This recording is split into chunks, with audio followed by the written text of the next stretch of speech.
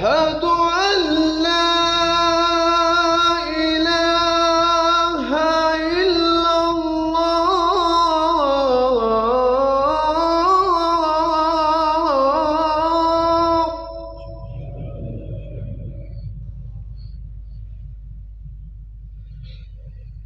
أشهد أن لا إله إلا الله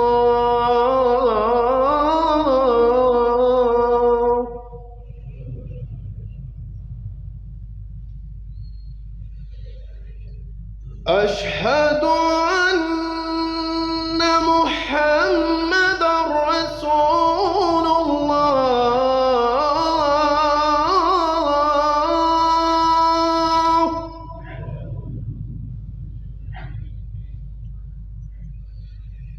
أشهد أن محمدًا رسول الله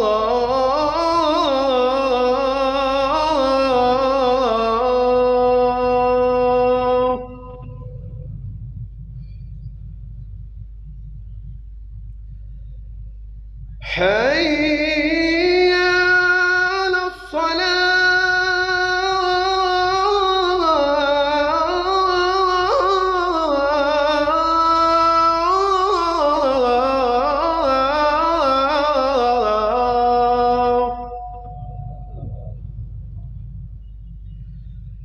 حي على الصلاة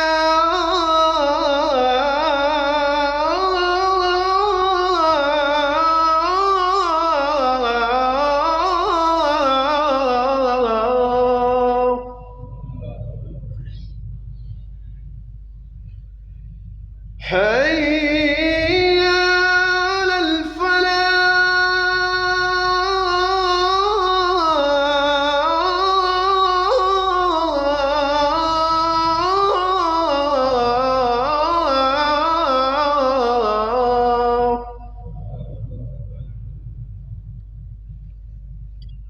حي على الفلاح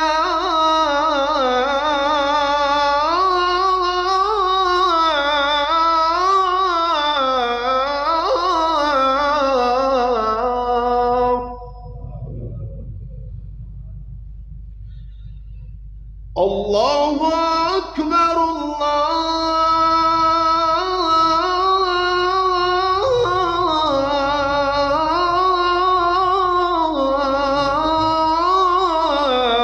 الله أكبر لا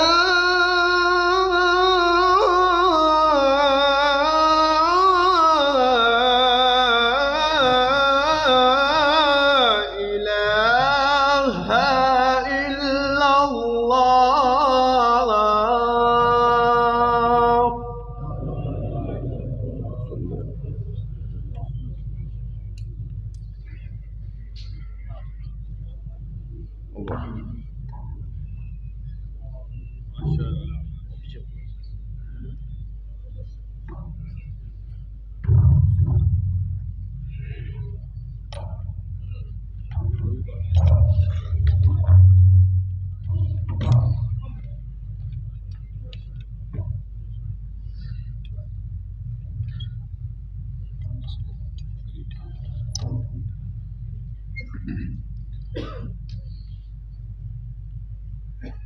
إن الحمد لله نحمده ونستعينه ونستغفره ونؤمن به ونتوكل عليه ونعوذ بالله من شرور أنفسنا ومن سيئات أعمالنا من يهده الله فلا مضل له ومن يضلله فلا هادي له وأشهد أن لا إله إلا الله وأشهد أن محمدا عبده ورسوله أما بعد فإن خير الحديث كتاب الله وخير الهدي هدي محمد صلى الله عليه وسلم وشر الأمور محدثاتها وكل محدثة بدعة وكل بدعة ضلالة وكل ضلالة في النار.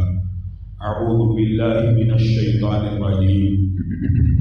لقد كان لكم في رسول الله أسوة تمام قسم کی تعریفات اور حمد و ثنا اللہ مالک الملک کے لیے ہیں، جو تمام کائنات کے خالق، مالک اور رازق ہیں، جو اپنے بندوں پر بے شمار انعامات کرنے والے ہیں، جو ہمیشہ سے ہیں اور ہمیشہ ہی رہیں گے، نہ جن کی ذات میں کوئی شریک ہے، نہ جن کی صفات میں کوئی شریک ہے۔ حمد و ثنا کے بعد لاکھوں کروڑوں درود و سلام ہو اس ہستی اقدس و مقدس پر کہ جن کا نام نامی اور اسم گرامی حضرت محمد رسول اللہ صلی اللہ علیہ وآلہ وسلم ہے، جنہیں تمام کائنات کا ہادی، رہنما، مقتدی، پیشوا، رہبر، امام بنا کر بھیجا گیا، اور جن کے قلب اطہر پر اللہ رب العزت نے اپنی آخری کتاب حمید کو نازل فرمایا۔ حمد و ثنا اور درود و سلام کے بعد لاکھوں رحمتیں ہوں آپ کے صحابہ پر، تابعین پر، تبع تابعین پر، امت کے ادیبوں، شہیدوں، واعظین، مبلغین، مصنفین، محدثین پر کہ جن کی وجہ سے اسلام ٹھیک اور مکمل حالت میں ہم تک پہنچا۔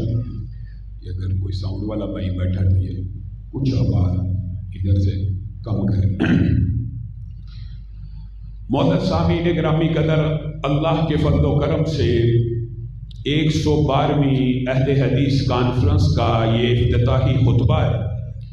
خطبہ جمعہ کا جو سنت طریقہ ہے وہ کھڑے ہو کر پڑھانے کا ہے، لیکن تھکاوٹ کی اور سفر کی مسلسل سفروں کے باعث چند گزارشات آپ کے سامنے بیٹھ کر کروں گا۔ اللہ کا یہ فضل و احسان ہے، اور شاید میرے علم کے مطابق پاکستان میں کوئی اور کانفرنس ایسی ہو کہ جو 112 سال سے جاری ہے۔ اللہ تعالیٰ جس نے اس کا پودا لگایا اس کی حسنات میں اضافہ فرمائے، اور جو ابھی اس کے معاون ہیں، مددگار ہیں، جتنے بھی احباب ہیں، اللہ تعالیٰ سب کے اوپر رحمتوں کا نزول فرمائے۔ معزز سامعین گرامی قدر، آج آپ کے سامنے اسی اہل حدیث کانفرنس کے حوالے سے اور اہل حدیث کے مشن، منشور، پیغام اور منہج کے حوالے سے چند گزارشات کو آپ کے سامنے رکھوں گا، جو آپ نے دلائل کی روشنی میں یاد بھی رکھنی ہے اور لوگوں تک اس کا ابلاغ بھی کرنا ہے۔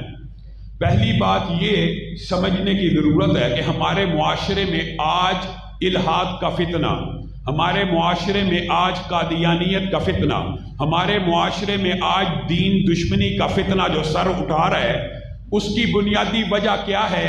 ہم یہ سمجھتے ہیں طالب علم ہونے کے ناطے کہ اس کی ایک بہت بڑی وجہ وحی کا انکار ہے، اور وحی کے انکار میں سے ایک خاص وحی کی قسم کا انکار ہے۔ بنیادی طور پر کلام اللہ کا، قرآن پاک کا انکار نہیں کیا جاتا، لیکن وحی کی جو دوسری قسم ہے، حدیث رسول، جو رسول اللہ صلی اللہ علیہ وسلم کے اوپر اللہ نے وحی نازل کی اور رسول اللہ نے اپنے الفاظ میں بیان کی، اس کا انکار کر دیا جاتا ہے، اور رسول اللہ کے فرامین کو دین نہیں سمجھا جاتا۔ معاذ اللہ، یہ الہاد کی بھی اور فتنہ انکار حدیث کی بھی بہت بڑی وجہ یہ ہے کہ ہم نے رسول اللہ کی بات کو وہ امپورٹنس، وہ اہمیت نہیں دی، اور یہی منہج ہے، یہی ہمارا مسلک ہے، یہی ہمارا عقیدہ ہے، یہی ہمارا پوری دنیا کو پیغام ہے۔ آپ نے یہ بات تو سنی ہوگی، دین کس کا نام ہے؟ دین اسلام کا نام ہے۔ دین کس کا نام ہے؟ دین قرآن و سنت کا نام ہے۔ دین کس کا نام ہے؟ دین قرآن و حدیث کا نام ہے۔ یہ بات تو ہم سمجھتے ہیں، سیکھتے ہیں، لیکن بالعموم ایک مغالطہ سب سے پہلے جو آپ نے آج مغالطہ دور کرنا وہ یہ ہے، کتاب اللہ کس کا نام ہے؟ جی کتاب اللہ صرف قرآن پاک کو کہتے ہیں، جس طرح دین قرآن و حدیث کا نام ہے۔ آج یہ بات دلائل کی روشنی میں سمجھ لیجئے، کتاب اللہ، اللہ کی نازل کردہ وحی بھی قرآن اور حدیث کا نام ہے۔ کتاب اللہ سے کبھی مراد قرآن پاک بھی ہوتی ہے، اور کبھی مراد قرآن و حدیث کا مجموعہ بھی ہوتا ہے، اور کبھی مراد صرف حدیث بھی ہوتی ہے۔ اور یہ بات میں اپنی طرف سے نہیں کہہ رہا، آپ نے مثال یاد رکھنی ہے۔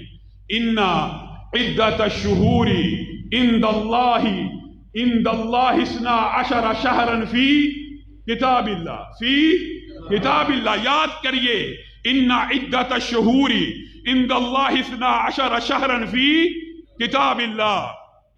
اگر کتاب اللہ سے مراد غامدی صاحب اور انکار حدیث کا فتنہ پھیلانے والوں صرف قرآن پاک ہے اس آیت کے مطابق، تو اٹھائیے پورا قرآن، اللہ کہہ رہا ہے کہ گنتی کے مہینے کتنے ہیں؟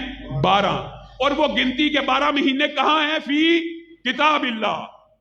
اٹھائیے پورا قرآن، گنتی کے یہ 12 مہینے غامدی صاحب قرآن پاک سے نکال کر دکھا دیجئے۔ اگر کتاب اللہ سے مراد صرف قرآن ہے تو گنتی کے وہ 12 مہینے اس قرآن پاک سے نکال کر دکھا دیجئے۔ ہاں، جب حدیث کو کتاب اللہ مانتے ہوئے اس قرآن پاک کے ساتھ ملائیں گے، آپ کو گنتی کے وہ 12 کے 12 مہینے مل جائیں گے۔ آپ قرآن پاک اٹھائیے، آپ کو رمضان کا ذکر تو مل جائے گا، ذی الحج کا ذکر تو مل جائے گا، لیکن یہ جو محرم، صفر، ربیع الاول، ربیع الثانی، جمادی الاول، جمادی الثانی، یہ 12 مہینے جو ہیں، بتائیے قرآن پاک کی کس آیت میں ہیں؟ اللہ کیا کہہ رہا ہے؟ فی کتاب اللہ۔ اللہ تو کہہ رہا ہے، غامدی صاحب عقل کو ذرا درست کیجئے، اللہ کہہ رہا ہے کتاب اللہ میں ہے۔ کیا معاذ اللہ اللہ جھوٹ بول رہا ہے؟ کہہ تو اللہ نے دیا تھا کہ کتاب اللہ میں ہے، لیکن کتاب اللہ میں ذکر نہیں کیا۔ اگر اس وقت مراد قرآن ہے، جب آپ کا عقیدہ اور منہج یہ ہو جائے گا کہ حدیث کو قرآن سے ملا لیا جائے، حدیث اور قرآن پاک کے مجموعے کا نام کتاب اللہ ہے، تو آپ کو یہ 12 کے 12 مہینے مل جائیں گے۔ منہا اربعۃ حرم، کتنی اللہ تعالیٰ نے کھول کے بات بیان کر دی۔ منکرین حدیث کہاں پہ ڈامک گوئیاں مار رہے ہیں؟ یہی منہج ہے، یہی مشن ہے، یہی مسلک ہے۔ منہا اربعۃ حرم، ان میں سے 4 مہینے حرمت کے ہیں۔ کہاں پہ ہیں؟ کتاب اللہ میں۔ اٹھائیے وہ 4 مہینے، اگر کتاب اللہ سے مراد صرف قرآن ہے، اس میں سے نکال کے دکھا دیجئے، اور اللہ تعالیٰ نے بھی سمجھانے میں کوئی کسر نہیں چھوڑی۔ ذالک الدین القیم، یہ پکا ٹھوس مضبوط دین ہے۔ آپ کے خیال میں پکا مضبوط ٹھوس دین صرف قرآن پاک میں ہوتا ہے؟ اللہ تعالیٰ یہ ساری باتیں بیان کرنے کے بعد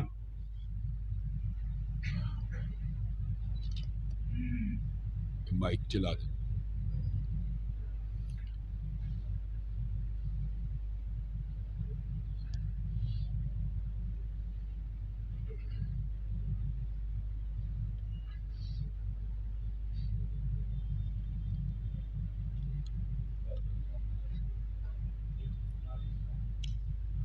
اللہ تعالیٰ نے اس کو کہا یہ پختہ بات ہے، یہ پکی بات ہے۔ غامدی صاحب یہ 12 مہینے کہاں ملیں گے؟ کسی بھی منکرین حدیث سے آپ یہ سوال کریں گے آگے سے، وہ کیا منہ بنا کے جواب دے گا؟ جی 12 مہینے کتاب اللہ میں، قرآن پاک میں تو نہیں ملیں گے، لیکن کہاں ملیں گے؟ تاریخ میں مل جائیں گے۔ یہ کون سا مذہب ہے؟ یہ کون سا دین ہے جو تاریخ کے اوپر تو ایمان لایا اور حدیث کا انکار کر دیا؟ یہ کیا فلسفہ ہے؟ تاریخ تو تمہیں قبول ہے، لیکن تمہیں حدیث قبول نہیں ہے۔ آئیے، یہ تو قرآن پاک کی بات تھی، ایک واقعہ آپ نے حدیث کے مطابق بھی یاد کرنا۔ یہ تو قرآن پاک کی دلیل ہے، قیامت تو قائم ہو سکتی ہے۔ منکرین حدیث 12 مہینے قرآن پاک سے نکال نہیں سکتے، 4 حرمت کے مہینے قرآن پاک سے نہیں نکال سکتے۔ اور ذالک الدین القیم، یہ ٹھوس پختہ جو دین ہے، جس کو اللہ کہہ رہا ہے یہ بیان ٹھوس پکا پختہ ہے، کوئی ڈھکی چپی بات نہیں ہے، قرآن پاک سے نہیں ملے گی۔ کہاں سے ملے گی؟ حدیث رسول سے مل جائے گی۔ اسی طرح رسول اللہ صلی اللہ علیہ وسلم کے پاس ایک قافلہ آیا، اور اس نے رسول اللہ صلی اللہ علیہ وسلم کے پاس آ کے کیا کہا؟ اقضی بیننا بکتاب اللہ۔ کیا کہا؟ اقضی بیننا بکتاب اللہ۔ میرے بھائیو، یہ مضمون بڑا اہم ہے، آپ ذرا توجہ سے سنیں۔ اقضی بیننا بکتاب اللہ، اے اللہ کے رسول ہمارے درمیان فیصلہ کیجئے۔ کہاں سے؟ کتاب اللہ سے۔ رسول اللہ صلی اللہ علیہ وسلم نے پہلے تو قسم اٹھائی، والذی نفسی بیدی۔ اب رسول اللہ کو قسم کھانے کی ضرورت ایسی نہیں تھی، لیکن میں کبھی دفعہ غور کرتا ہوں کہ کیوں قسم کھائی۔ شاید اللہ تعالیٰ نے اس لیے یہ قسم اٹھوائی کہ آج کے دور کے کچھ حالات اللہ کو تو معلوم ہی تھے کہ منکرین حدیث کا ایک گروہ ایسا آئے گا جو حدیث کے اوپر ایسا حملہ کرے گا، دین کی بنیادوں کو کھوکھلا کرے گا، پورے دین کا جنازہ نکال دے گا۔ اللہ کے رسول قسم کھا کے کہہ رہے ہیں، والذی نفسی بیدی، اس ذات کی قسم جس کے ہاتھ میں محمد کی جان ہے، لَأَقْضِيَنَّ بَيْنَكُمَا بِكِتَابِ اللَّهِ، اور قسم بھی کھائی اور اس کے بعد کہا لَأَقْضِيَنَّ بَيْنَكُمَا۔ یہ جو طالب علم دین کے ہیں وہ جانتے ہیں، اس ڈائی کے اندر جو تاکید کا جو وزن ہے جو نون تاکید کے علاوہ اس ڈائی میں جو یقیناً قسم کے بعد بالیقین بات نہ بھی کرتے تو بات مکمل تھی، لیکن کہا لَأَقْضِيَنَّ بَيْنَكُمَا بِكِتَابِ اللَّهِ، میں قسم کھا کے کہتا ہوں میں تمہارے درمیان کتاب اللہ سے فیصلہ کروں گا۔ اور فیصلہ کیا کیا؟ آپ نے یہ غور کرنا ہے، کیا فیصلہ کیا؟ انیس بیٹا جاؤ عورت سے پوچھ لو، اور مقدمہ یہ تھا، چونکہ مقدمہ ایک لمبا چوڑا باب ہے، ہمارے موضوع سے متعلق نہیں رکھتا، لیکن ضمنی طور پہ بتا دیتا ہوں۔ مقدمہ یہ آیا کہ ہمارے غلام نے اس شادی شدہ عورت کے ساتھ برائی کا ارتکاب کر دیا۔ رسول اللہ صلی اللہ علیہ وسلم نے بھیجا عورت اگر اقرار کرتی ہے تو اسے سنسار کر دیا جائے، یہ لڑکا غیر شادی شدہ ہے، اس کو 100 کوڑے لگائے جائیں اور 1 سال کے لیے جلا وطن کر دیا جائے۔ اب یہاں پہ آپ نے رکنا ہے اور سوچنا ہے۔ رسول اللہ نے فیصلہ جاری کیا کہاں سے؟ کتاب اللہ سے۔ اور اگر کتاب اللہ سے مراد قرآن پاک ہے، اس فیصلے کی 3 شقیں ہیں۔ نمبر 1 شق، عورت کو سنسار کر دیا جائے۔ نمبر 2 شق، مرد کو 100 کوڑے لگائے جائیں اور 1 سال کے لیے جلا وطن کر دیا جائے۔ اٹھائیے پورا قرآن پاک، آپ کو اس فیصلے کی 3 شقوں میں سے 1 شق تو قرآن پاک سے مل جائے گی، لیکن باقی 2 شقیں آپ کو کہاں سے ملے گی؟ حدیث رسول سے ملیں گی۔ اور اللہ کے رسول اسی بارے میں کہہ رہے ہیں، میں قسم کھا کے کہتا ہوں میں تمہارے درمیان فیصلہ کروں گا کہاں سے؟ کتاب اللہ سے۔ تو میرے بھائیوں، کتاب اللہ بھی قرآن و حدیث کے مجموعے کا نام ہے۔ آسمان سے جو وحی اتری اللہ کے الفاظ میں، اسے ہم نے قرآن پاک کہا، وَأَنزَلْنَا إِلَيْكَ الذِّكْرَ لِتُبَيِّنَ لِلنَّاسِ مَا نُزِّلَ إِلَيْهِمْ۔ اللہ کہہ رہا ہے، اور دوسری قسم ہم نے آپ کے اوپر وحی کو نازل کیا تاکہ آپ لوگوں کو کھول کھول کر تشریح کر کے بیان کر دے اچھی طرح۔ وحی کس کے اوپر نازل ہوئی؟ رسول اللہ کے اوپر۔ اور میرے بھائیوں، ابو جحیفہ حضرت علی کے پاس آئے۔ یہ ابو جحیفہ کی روایت آپ سب نے سنی ہوگی شاید۔ صحابہ کا عقیدہ کیا تھا کتاب اللہ کے بارے میں؟ کیا صحابہ بھی منکرین حدیث کے مطابق دین صرف قرآن سمجھتے تھے؟ شریعت صرف قرآن سمجھتے تھے؟ کتاب اللہ صرف قرآن کو سمجھتے تھے؟ آ کے حضرت علی سے مخاطب ہوا، ہل عندکم شیء من الوحی ما لیس فی القرآن۔ سوال دیکھیں کتنا عجیب ہے اور جواب اس سے بھی عجیب ہے۔ اے علی، کیا آپ کے پاس اس قرآن پاک کے علاوہ بھی وحی کا کوئی نسخہ موجود ہے؟ اب اگر حضرت علی کا عقیدہ یہ ہوتا جو آج کے منکر حدیث کا یا صحابہ کا یہ عقیدہ ہوتا، وہ کہتے ہیں کیا بات کرتا ہے ابو جحیفہ، کیا قرآن کے علاوہ بھی کوئی شے وحی ہو سکتی ہے؟ حضرت علی نے یہ نہیں کہا نعم، جی ہاں، میرے پاس قرآن پاک کے علاوہ بھی وحی کا ایک نسخہ موجود ہے، اور اس میں وہی کچھ ہے جو رسول اللہ بولتے تھے، میں علی لکھ لیتا تھا۔ بتائیے کہاں گیا وہ سارا فلسفہ، کہاں گیا وہ سارا عقیدہ؟ یعنی رسول اللہ کا کلام اور یہ منکرین حدیث کا اشکال آج نوجوانوں کے اوپر، ہم یونیورسٹیوں میں جاتے ہیں سیمینارز میں، بنیادی بات لوگوں کو گمراہ کر دیا گیا۔ اس حوالے سے وہ کہتے ہیں حدیث محفوظ نہیں۔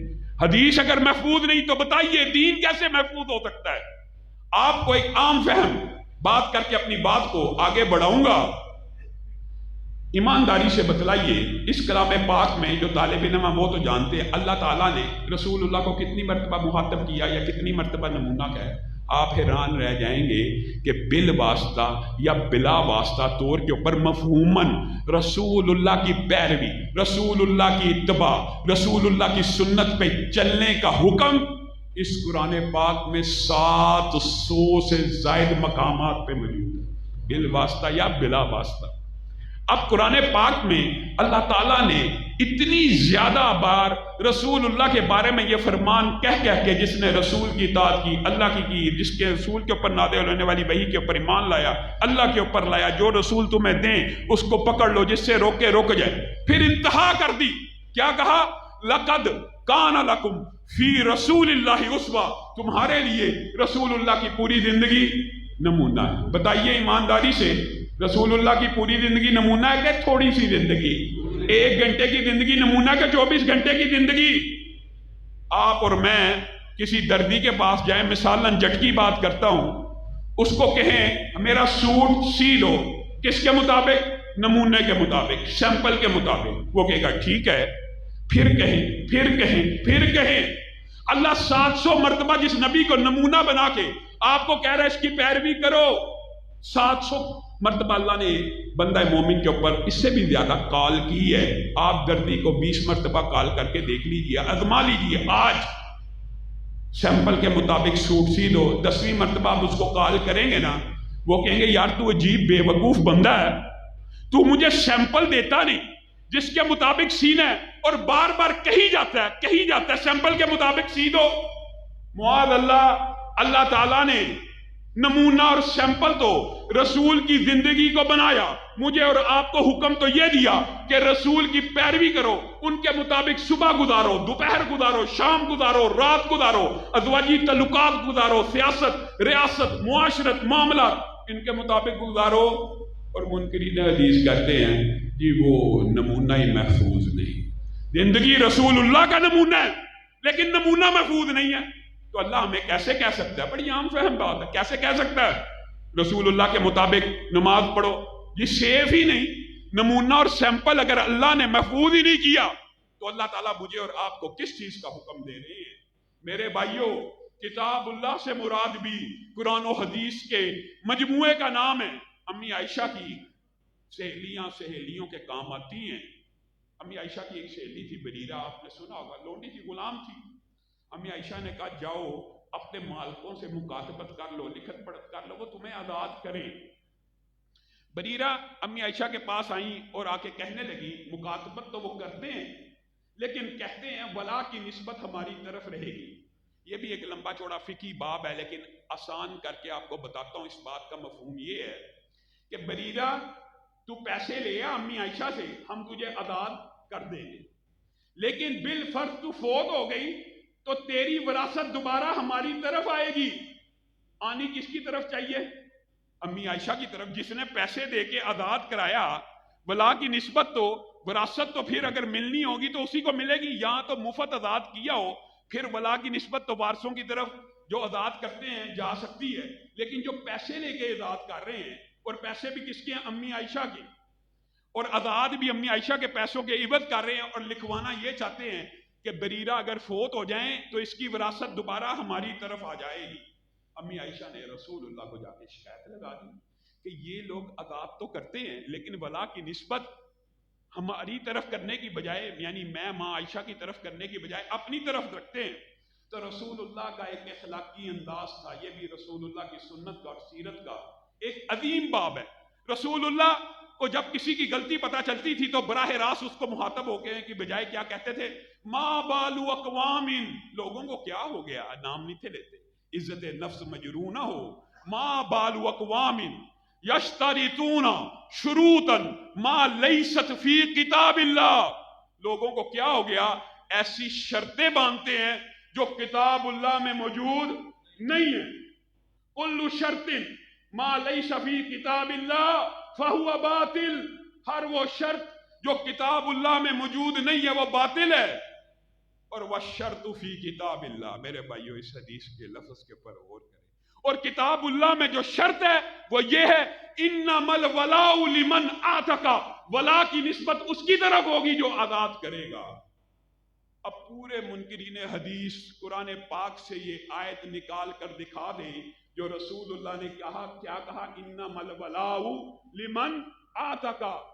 کہاں پہ کتاب اللہ میں شرط یہ درج ہے کہ ولا کی نسبت کس کی طرف ہوگی؟ آزاد کرنے والے کی طرف. قرآن پاک کی یہ کون سی آیت ہے؟ یہ کون سی صورت میں موجود ہے؟ اس کا مطلب ہے خود رسول اللہ بھی، خود صحابہ بھی آپ کو اور مجھے یہ عقیدہ سمجھا کے گئے جیسے دین قرآن و سنت کا نام ہے، جیسے شریعت قرآن و سنت کا نام ہے، اسی طرح کتاب اللہ بھی قرآن و سنت کا نام ہے.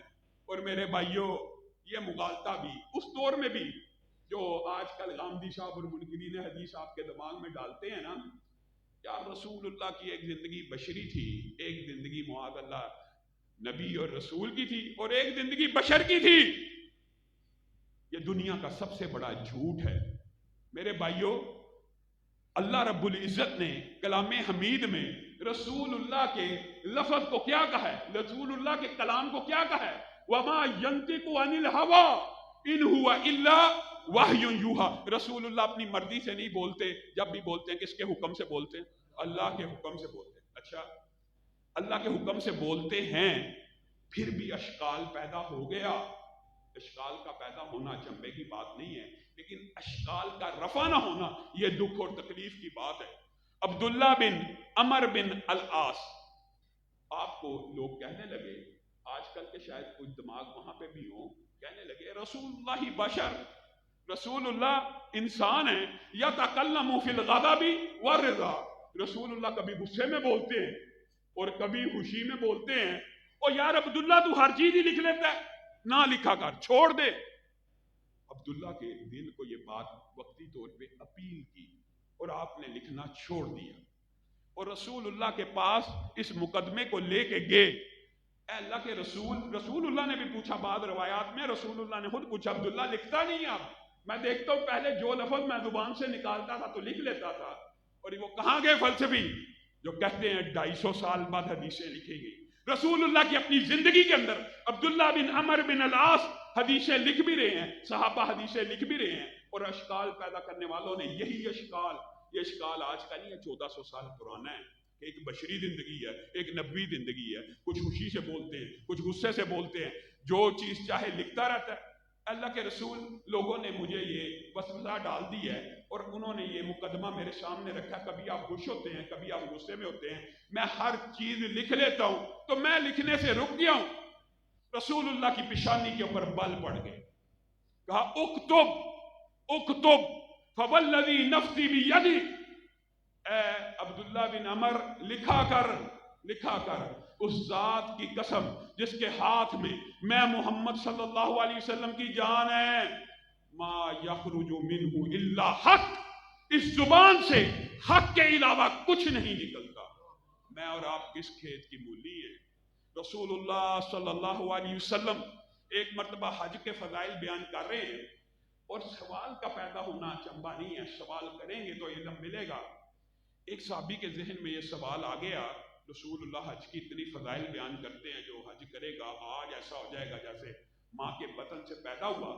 اے اللہ کے رسول، افی کلی آمن یا رسول اللہ، کیا یہ حج جس کے آپ اتنے فضائل بیان کر رہے ہیں، کیا مدہ مومن مسلم کے اوپر ہر سال فرض ہے؟ رسول اللہ خاموش رہے، اوائڈ کیا، ادھر ادھر چہرہ کر لیا۔ اس نے پھر سوال کیا، رسول اللہ نے پھر جواب نہ دیا، پھر سوال کیا، پھر جواب نہ دیا، مشغول ہو گئے۔ اور جب مشغولیت اور واقعہ کچھ دیر پرانا ہو گیا تو کہا اس کو بلاؤ جو میرے سے سوال کرتا تھا۔ صحابی کو بلایا گیا، وہ آپ کی بارگاہ میں آیا تو رسول اللہ نے جو جملہ کہا، میرے بھائیوں یہی اہل حدیث کی دعوت ہے، یہی اہل حدیث کا مسلک ہے، یہی اہل حدیث کا منہج ہے، آئیے اس بات کے اوپر اتفاق کر لیتے ہیں۔ رسول اللہ صلی اللہ علیہ وسلم نے کہا، تو میرے سے سوال پوچھتا تھا کیا ہر سال حج فرض ہے؟ اللہ کی قسم، لو قلت نعم، اگر اس زبان سے جی ہاں نکل جاتا، صرف 3 حرف نعم کے نکل جاتے، تو پوری امت کے اوپر ہر سال فرض ہو جاتا۔ دین صرف اس بات کا نام ہے جو رسول اللہ کی زبان سے ادا ہوا۔ میں اور آپ کہاں ہیں؟ آپ اور میں اس حدیث کی موجودگی میں علامہ صاحب کی بات مان لو، پیر صاحب کی مان لو، فقیہ صاحب کی مان لو، مولوی صاحب کی مان لو، مفتی صاحب کی مان لو، ہمارے امام کی مان لو، ہمارے محدث کی مان لو، کیسے مانی جا سکتی ہے؟ ایک واقعے کے اوپر غور کریں، شاید کسی کا سینہ کھل جائے اور اللہ کرے کسی کو اس بات سے ہدایت نصیب ہو جائے۔ یہ احادیث اور وحی کی قسمیں ہوتی اس لیے ہیں تاکہ لوگ ہدایت پکڑے۔ حضرت عمر تورات کی کتاب لے کر، تورات کس نے نازل کی پہلے بتائیے؟ اللہ نے۔ اللہ کا کلام تھا، بیچ میں تحریف تو موجود تھی، لیکن کلام کس کا ہے؟ اللہ کا۔ تورات اٹھائے ہوئے، آپ سب نے مشہور واقعہ سنا ہوا، رسول اللہ صلی اللہ علیہ وسلم کی بارگاہ میں آئے اور بڑی خوشی سے کلام اللہ کو پڑھ رہے ہیں کہ اللہ کا کلام تورات۔ آپ نے رسول اللہ کا چہرہ نہیں تھا دیکھا۔ حضرت ابو بکر نے رسول اللہ کی پیشانی پہ پڑی ہوئی سلوٹوں کو دیکھ لیا تھا، کہا عمر تیری ماں تجھے گم پائے، رسول اللہ کے چہرے کی طرف نہیں دیکھتا۔ رسول اللہ کا چہرہ جیسے ہی حضرت عمر نے دیکھا، کپ کپی طاری ہو گئی اور سمجھ گئے رسول اللہ ناراض ہیں، اور صرف چہرے کی بات حدیث میں ہوتی تب بھی بات مفہوماً مکمل تھی، لیکن رسول اللہ نے بھی امت کو سمجھانے میں کوئی کسر نہیں چھوڑی. کیا کہا؟ لو بدا لکم موسیٰ فاتبعتموہ وترکتمونی لضللتم عن سواء السبیل. اللہ اکبر. نبی کریم صلی اللہ علیہ وسلم نے کہا یہ تورات اللہ کی کتاب تھی، اللہ کی کتاب تھی، اللہ ہی کی طرف سے نازل ہوئی تھی، لیکن جب میں محمد صلی اللہ علیہ وسلم آ گیا، میری حدیث آ گئی. لو بدا لکم موسیٰ، اگر موسیٰ بھی اب زندہ ہو کے آ جائیں، فاتبعتموہ، تم کہتے ہو اماموں کے پیچھے چلیں، اگر موسیٰ بھی زندہ ہو کے آ جائیں، اے عمر تم ان کی پیروی کرنا شروع کر دو اور مجھے چھوڑ دو، میری حدیث کو نہ مانو، لضللتم عن سواء السبیل، تم سیدھے راستے سے ہٹ جاؤ گے. حدیث کے مقابلے میں تورات، حدیث کے مقابلے میں حضرت موسیٰ بھی آ جائیں، ان کی بات رسول اللہ کی بات کے سامنے نہیں چل سکتی. بلکہ کیا کہا؟ لو کان موسیٰ حیا وادرک نبوتی لاتبعنی، موسیٰ زندہ ہو کے بھی آ جائیں، زندہ ہو کے بھی آ جائیں تو میری نبوت کو بھی پالے تو ان کو بھی میرا امتی بنے بغیر چارہ نہیں ہے. اور یہ بات صرف رسول اللہ صلی اللہ علیہ وسلم نے نہیں کی، اللہ نے بھی کی. لَتُؤْمِنُنَّ بِهِ، اللہ نے بھی کہہ دیا کہ ایک انبیاء کا اکٹھ تھا، میں نے ان کو کہہ دیا تھا جب کالی کملی والا آ جائے، جب تاجدار ختم نبوت آ جائے، پھر تم نے اپنی نبوتوں کو نہیں چلانا. کیا ماننا ہے؟ اس کی حدیث کو ماننا. ہم اور آپ اس مسلک کو، اس منہج کو کتنا ہلکا جانتے ہیں. اللہ کا شکر کیا کریں، اللہ رب العزت نے آپ کو یہ عقیدہ دیا، یہ منہج دیا، لیکن اس کا کچھ تقاضا ہے، اس کا آگے ابلاغ کرنا ہے. اور حیران کن بات ہے، ایک میں سن رہا تھا منکرین حدیث کی بھی 3600 اب قسمیں آ گئی ہیں، ہر ایک کا اپنا فلسفہ ہے. کہتے ہیں سارے حکم جتنے بھی اللہ کو حکم دینے مقصود تھے، عجیب و غریب ٹی وی کے اوپر بیٹھ کے وہ اللہ نے قرآن پاک میں نازل کر دی، اور جتنی نواہی تھی وہ اللہ نے قرآن پاک میں نازل کر دی. اس بات کی طرف بھی میں آتا ہوں تاکہ بات اچھی طرح کھل جائے، لیکن اس سے قبل اس کا دباچے میں ایک واقعہ آپ کے سامنے رکھنا چاہتا ہوں. ما قطعتم من لینۃ او ترکتموها قائمۃ علی اصولها فباذن اللہ. آپ نے یہ آیت بھی یاد رکھنی ہے ہمیشہ کے لیے، تاکہ منکرین حدیث کے اشکالات کا جواب آپ قرآن سے دیا کریں. آپ کو پتہ نا یہودیوں نے فتنہ کیا، رسول اللہ سے غداری کی، تو ایک دن رسول اللہ بھی تنگ آ گئے اور رسول اللہ نے کہا جاؤ یہودیوں کے یہ جو رہائشیں ہیں نا، ان کے سامنے کی یہ جھاڑیاں کاٹ دو اور یہ درخت چھوڑ دو. حکم کس نے دیا؟ میرے ساتھ بولیے، حکم کس نے دیا؟ رسول اللہ نے. کن کو دیا؟ صحابہ کو. حکم کیا دیا؟ کہ درخت کچھ جھاڑیاں چھوڑ دینی ہیں اور درخت کچھ باقی رہنے دینی. حکم دینے والی ذات کون ہے؟ رسول اللہ. حکم کنہیں دیا جا رہا ہے؟ صحابہ کو. جب یہ حکم دے دیا گیا، صحابہ نے عمل کرنا شروع کر دیا، جھاڑیوں کو کاٹا، مشہور واقعہ ہے، اور درختوں کو چھوڑ دیا. یہودیوں نے وبیلا مچانا شروع کر دیا، فتنہ اشکال ڈالنا شروع کر دیا صحابہ کے دماغوں میں.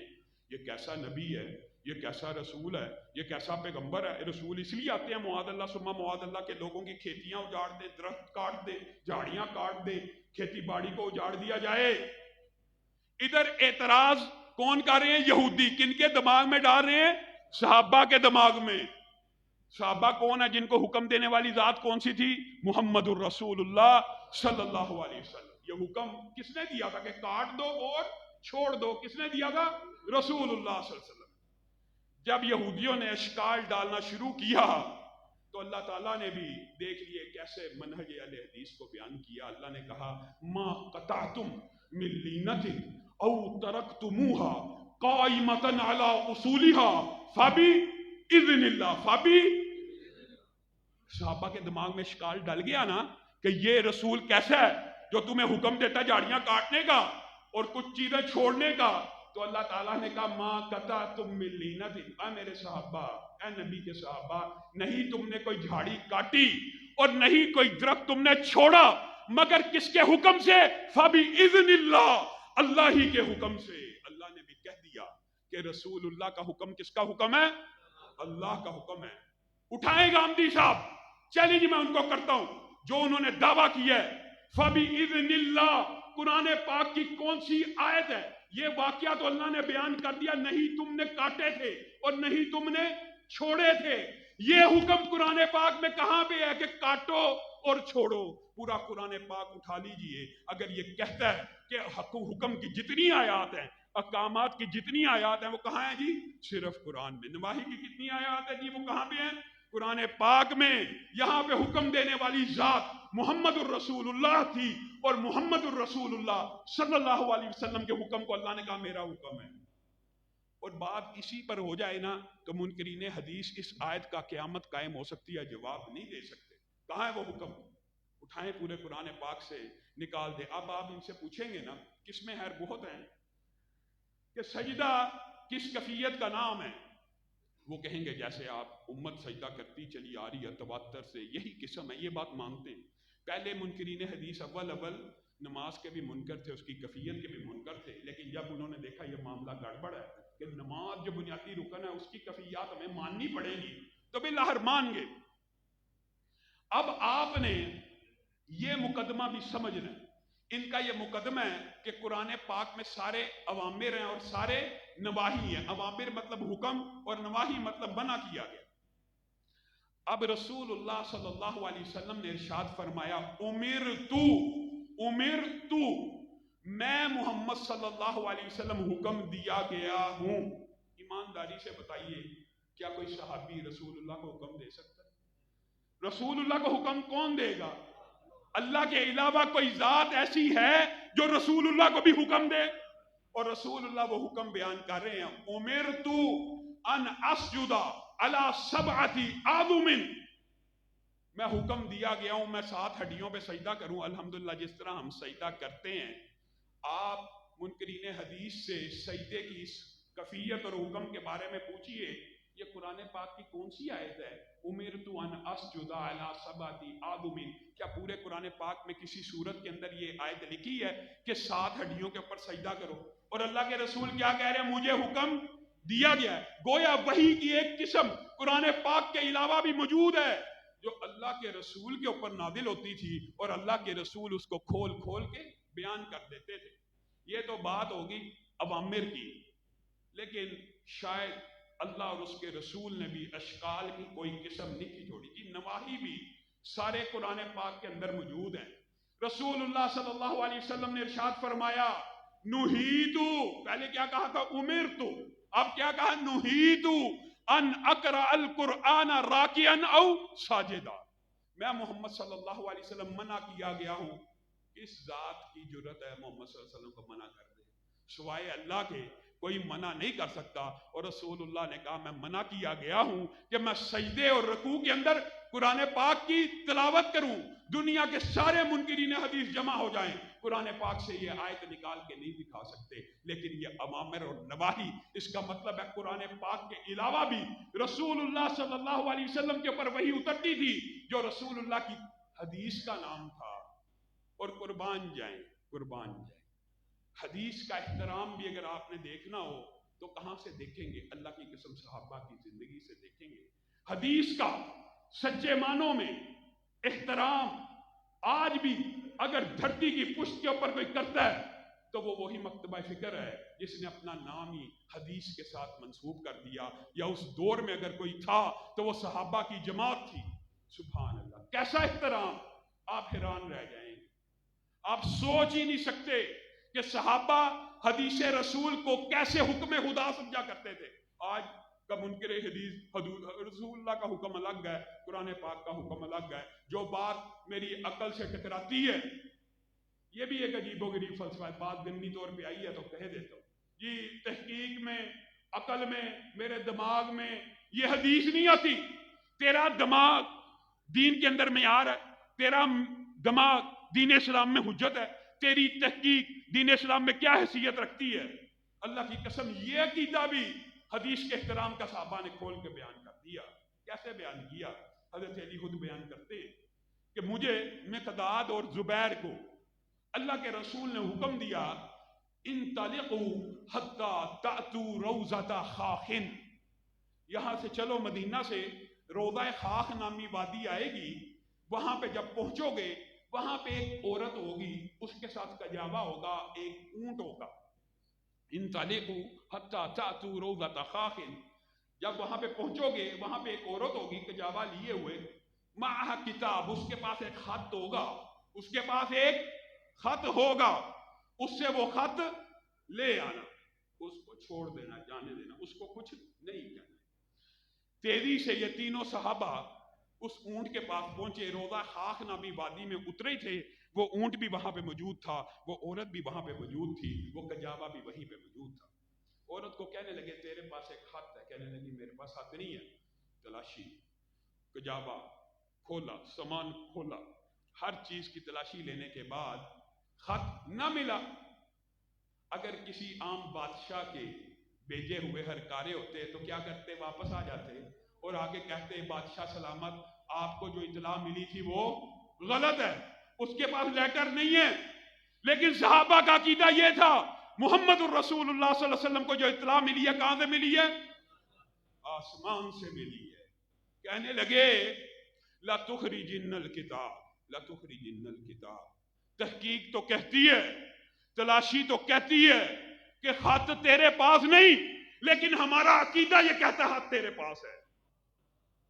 کہاں پہ تحقیق کرنے والے منطقی اور فلسفی؟ تحقیق میں یہ بات، تحقیق جو مرضی کہے، تلاشی تو کہتی ہے، تحقیق تو کہتی ہے، ہر چیز تو کہتی ہے خط تیرے پاس نہیں، لیکن ایمان بالحدیث یہ کہتا ہے خط تیرے پاس ہے. لَتُخْرِجِنَّ الْكِتَابَ أَوْ لَنُلْقِيَنَّ السِّيَاحَ. خط کو نکال دے عورت، ورنہ تجھے برہنہ کر کے جامع تلاشی لی جائے گی. اور اگر اس کو برہنہ کر کے بھی تلاشی لی جاتی، عورت نے ایسی چال چلی تھی، خط نے نہیں تھا ملنا، لیکن اس کو سمجھ آ گئی یہ تین ایسے عظیم لوگ آئے ہیں جن کا یہ عقیدہ خط میرے پاس ہی ہے. چوٹی سے بالوں کے اندر چھپا ہوا ایک چھوٹی سی پرچی کو نکالا اور صحابہ کو پکڑا دیا.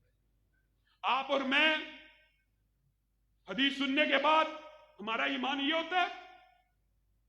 ایک صحابی رسول اللہ خطبہ دے رہے ہیں، ایسے جیسے خطبہ ہو رہا ہوتا ہے، ایک صحابی درمیان میں کھڑا ہوا. رسول اللہ نے مسجد کے آداب کی وجہ سے کہا بیٹھ جاؤ. اب رسول اللہ نے کہا کس کو تھا؟ یہاں پہ بیٹھ جاؤ. ایک صحابی باہر ہے، جہاں پہ ابھی مسجد کے پائیدان ہوتے ہیں اور مسجد میں آنے کی ایک دہلیز بنی ہوتی ہے، اس کے کان سے رسول اللہ کا یہ جملہ ٹکرایا بیٹھ جاؤ. وہ وہیں پہ بیٹھ گئے. جمعہ ختم ہوا، رسول اللہ مسکرانا شروع ہو گئے کہ میں نے آپ کو نہیں تھا کہا بیٹھ جاؤ، میں نے تو اپنے سامنے والے کو کہا تھا. اس صحابی کا جو عقیدہ ہے وہی ہمارا منہج ہے، وہی ہمارا مشن ہے، وہی ہمارا مسلک ہے کہ زبان حال سے کہہ رہے ہیں اے اللہ کے رسول، آپ کی آواز آئی بیٹھ جاؤ، میں کھڑا رہتا میرا ایمان ضائع ہو جاتا. بتائیے آپ نے اور میں نے دین کس چیز کا نام رکھا ہوا؟ رسول اللہ کی سینکڑوں حدیثیں بھی سن لی جائیں، پڑھ لی جائیں. رسول اللہ صلی اللہ علیہ وسلم نے ایک مرتبہ نماز میں جوتے کو اتارا، سارے صحابہ نے پیچھے سے اتار دیا. رسول اللہ نے کہا میرے پاس تو جبریل آئے تھے کہ جوتی کے نیچے کو عادت ہے، آپ نے کیوں اتارے؟ کہا آپ نے اتار دیے. مفہوم یہ ہے زبان حال سے، ہم پہنی رکھتے تو ایمان ضائع ہو جاتا. ایک صحابی ایسے ہے رسول اللہ کے قدم با قدم پیچھے چل رہے ہیں، اچانک رک گئے. رسول اللہ نے مڑ کے دیکھا چلتا کیوں نہیں؟ اے اللہ کے رسول ایک گڑھا آیا تھا. سبحان اللہ، ایک گڑھا آیا تھا، میں دیکھنا بھول گیا کہ آپ نے اس کو عبور کرتے ہوئے دایاں پاؤں پہلے رکھا تھا کہ بایاں پاؤں پہلے رکھا. ہم کہاں پہ ہیں؟ قبلتین. اللہ تعالیٰ جتنے بیٹھے ہیں سب کو مسجد النبی کی زیارت نصیب فرمائے، وہاں نماز پڑھنے کی توفیق دے.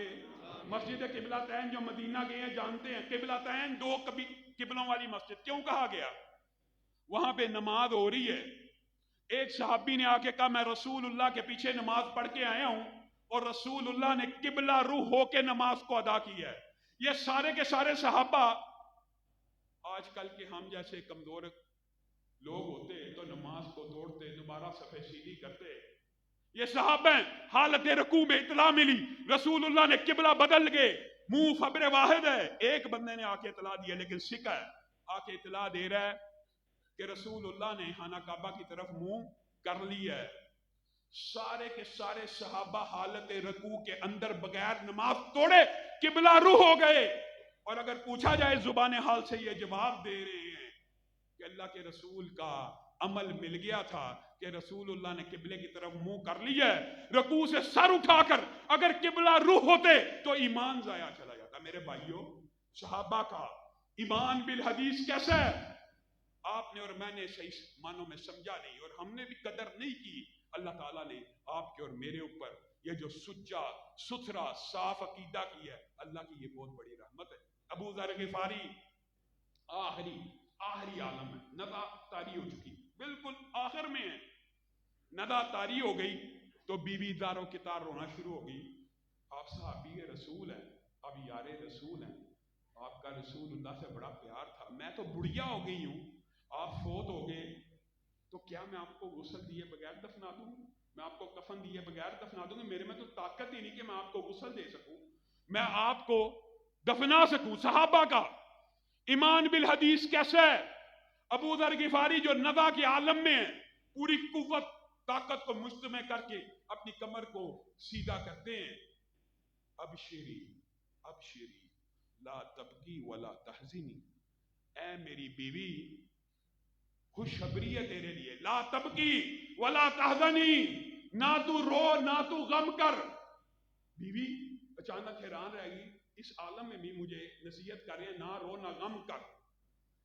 اے میری بیوی بات یہ ہے، ایک مرتبہ میں اور میرے چند ساتھی 9 کے قریب رسول اللہ کی مجلس میں بیٹھے تھے، یہ ایمان بالحدیث ہے۔ رسول اللہ نے کہا تھا تم میں سے ایک شخص فلاۃ الارض یعنی جنگل میں فوت ہوگا، اور جس وقت وہ فوت ہوگا اس کے پاس کوئی اور مرد موجود نہیں ہوگا، لیکن اللہ تعالیٰ کو وہ مرد ایسا پسند ہے کہ اسی وقت ایک جماعت آئے گی جو اس کو غسل بھی دے گی، جو اس کو کفنائے گی بھی، جو اس کا جنازہ بھی ادا کرے گی۔ اے میری بیوی، میں ان 9 بندوں کے اوپر غور کرتا ہوں، ان میں سے کوئی بھی جنگل میں نہیں مرا، میں واحد ہوں جو رہ گیا ہوں، اور ان 9 میں سے ان جو جتنے احباب تھے، بعض روایات میں مختلف تعداد ہے، وہ میں آخری رہ گیا ہوں۔ میں تجھے بتاتا ہوں، تو نے غم نہیں کرنا، تو نے رونا نہیں ہے، تو نے میری لاش کو بس دروازے کے باہر نکال کے رکھ دینا، قافلہ آئے گا۔ بیوی رونا شروع ہو گئی، قافلہ کہاں سے آئے گا؟ جنگل کا اندھیرا ہے، وہ زبان پہ کہہ رہے ہیں قافلہ آئے گا۔ میں نے یہ بات اپنے حبیب کی زبان سے سنی ہے، قافلہ آئے گا۔ یہ لفظ کہتے ہیں، لا الہ الا اللہ کا کلمہ پڑھا، روح جسم سے نکل گئی۔ آخری الفاظ کے ہیں، حدیث کے اوپر ایمان ہے، قافلہ آئے گا۔ ابھی روح نے پرواز کیا، دروازے پہ دستک ہوئی، بیوی نے پوچھا کون؟ کہا عبداللہ ابن مسعود ہوں، کئی سالوں سے ابو ذر غفاری کا دیدار نہیں تھا کیا، آج دل میں حاجت ہے اپنے بھائی کا حال پوچھوں۔ بیوی نے کہا سبحان اللہ، یہی تیرا بھائی کہتا ہوا فوت ہوا ہے کہ قافلہ آئے گا، میرا جنازہ بھی پڑھائے گا، مجھے کفن بھی دے گا، مجھے دفن بھی کرے گا۔ میں اور آپ کہاں ہیں؟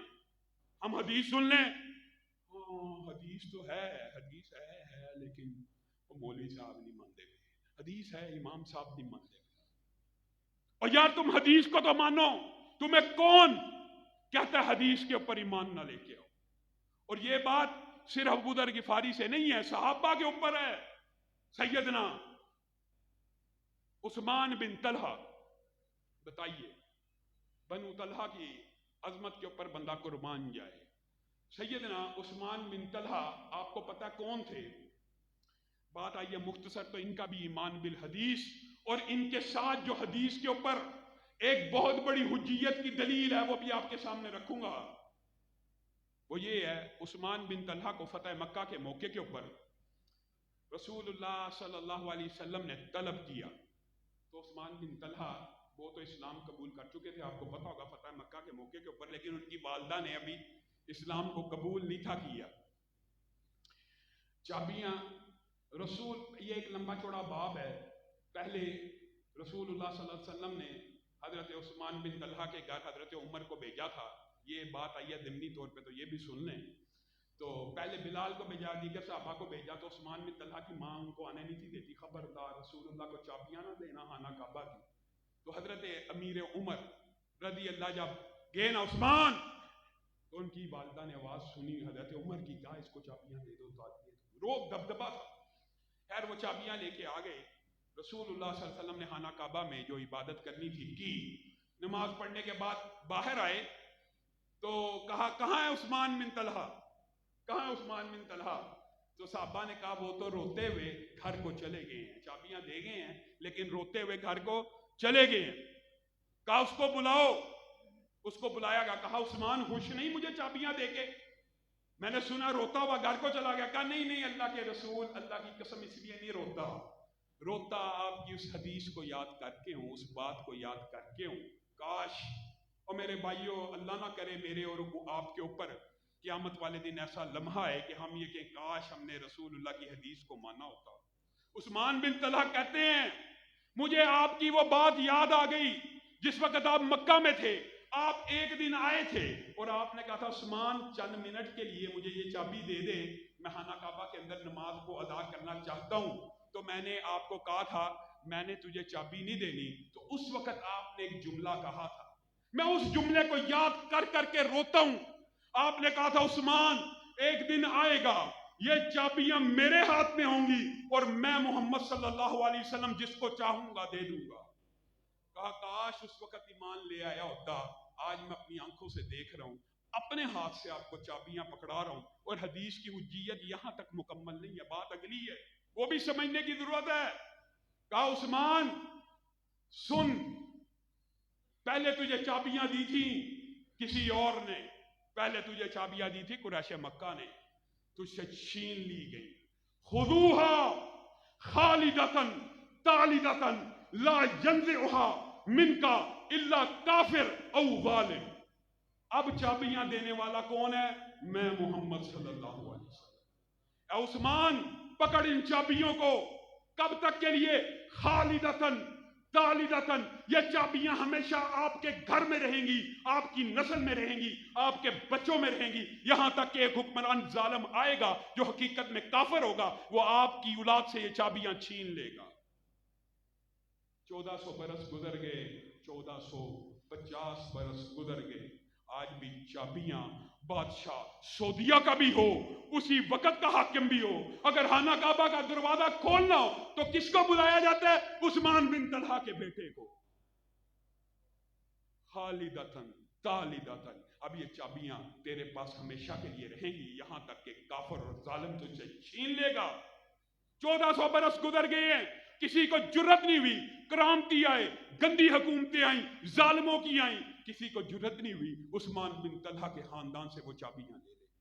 یہ حضور صلی اللہ علیہ وسلم کی حدیث ہے, یہ حضور صلی اللہ علیہ وسلم کا فرمان ہے. اللہ رب العزت ہمیں تمسک بالحدیث اور اس کے اوپر ایمان رکھنے کی توفیق عنایت فرمائے. اللہ جو کہا گیا جو سنا گیا اس کو سمجھنے کی توفیق عنایت